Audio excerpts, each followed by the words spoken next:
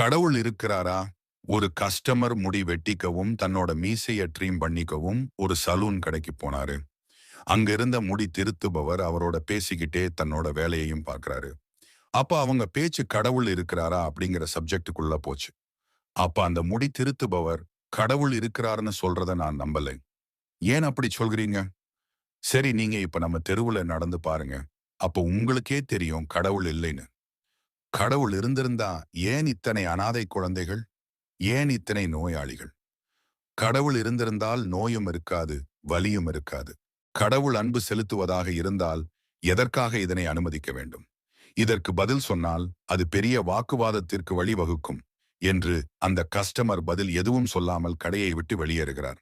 அவர் கடையை விட்டு வெளியே வந்த சமயத்தில் மிக நீளமான தாடியுடனும் நீளமான அழுக்கான தலைமுடியுடனும் ஒருவன் வருவதை பார்த்துவிட்டு மீண்டும் கடைக்குள் சென்று அந்த முடி திருத்துபவரிடம், உங்களுக்கு ஒன்று தெரியுமா?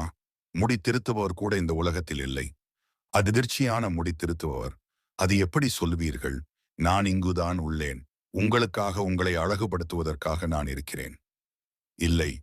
அப்படி முடி திருத்துபவர் என்பவர் இருந்திருந்தால் இப்படி நீளமான முடியுடனும் ட்ரீம் செய்யப்படாத தாடியுடனும் இவனைப் போல ஒருவன் இந்த ஊரில் இருக்க மாட்டான். முடி திருத்துபவர் நாங்கள் இருக்கிறோம். ஆனால் எங்களிடம் வராமல் ஒருவன் இருந்தால் இப்படித்தான் இருப்பான். அதற்கு நாங்கள் எப்படி பொறுப்பாக முடியும்? மிகச் சரியாகச் சொன்னீர்கள்.